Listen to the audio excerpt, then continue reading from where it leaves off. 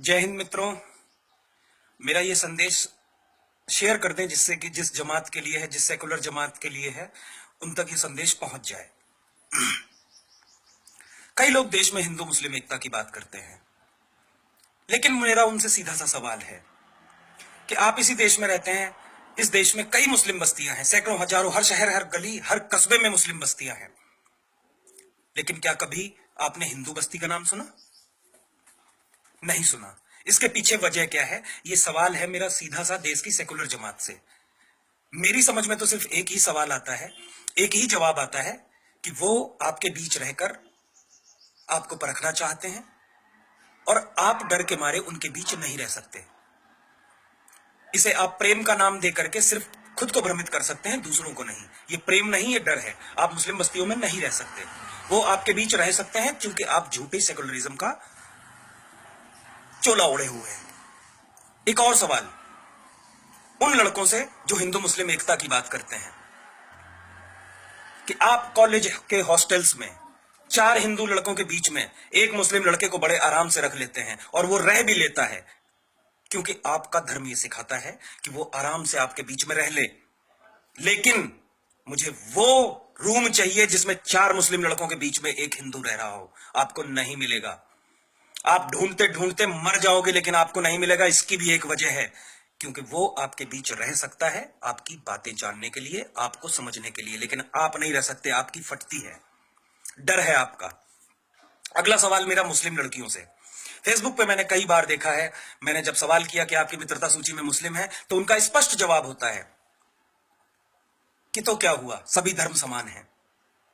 अरे कैसे सभी धर्म समान हैं?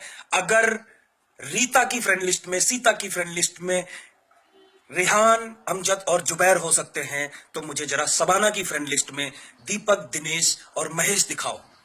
ये सवाल खुद से करना। ये मुझसे, मैं सिर्फ बोल रहा हूं, आपसे सवाल कर रहा हूं। मेरा कोई उद्देश्य नहीं है आप पर थोपना, लेकिन हां, मेरा उद्देश्य है आपको वास्तविकता के मूल से अवगत कराना।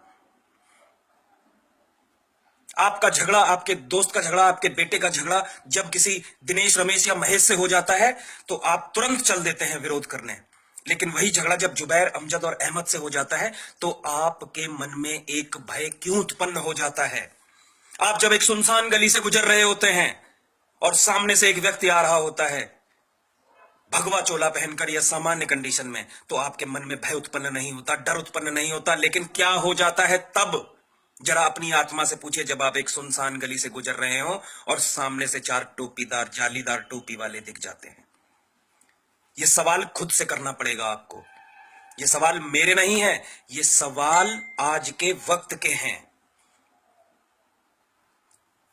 आखिर अगर कोई मुसलमान अच्छा है, मुसलमान भाई, तो ढूंढ के लाइए अपने उस भाई को और कहिए कि भैया, ये देश, जब संविधान इस देश में लागू है, इस देश में जब हमारा धर्म, हिंदू धर्म, गीता के से नहीं चलता, तो आप सरिया से क्यों चलाते हैं?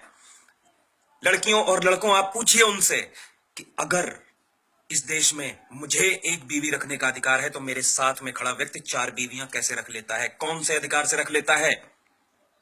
क्या आपके मन में कभी यह सवाल नहीं उठता? अगर ये उठता है तो आपको स्वयं से पूछना चाहिए कि आप किस देश में जी रहे हैं।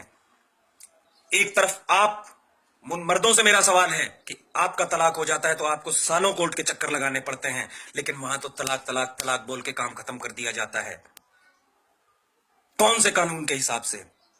ये ऐसे सवाल हैं जिन्हें हर व्यक्ति को दूसरे से पूछना पड़ेगा, एक दूसरे से पूछना पड़ेगा। लड़का हो, लड़की हो, महिला हो, औरत हो, बुढ़ा हो, जवान हो। आखिर क्या है इस देश में कि मैं जो मंदिर में दान दे करके आता हूं 10 रुपए, उसमें से 4 रुपए सरकार ले लेती है, जबकि उनके पास एक भी मस्जिद मदरसे का खाका नहीं है कि उसमें क्या आया क्या गया। मेरा उद्देश्य यह नहीं है कि उनको मैं टॉर्चर करूं, मेरा उद्देश्य यह है कि सारे कानून सिर्फ हम पे ही क्यों लागू होते हैं।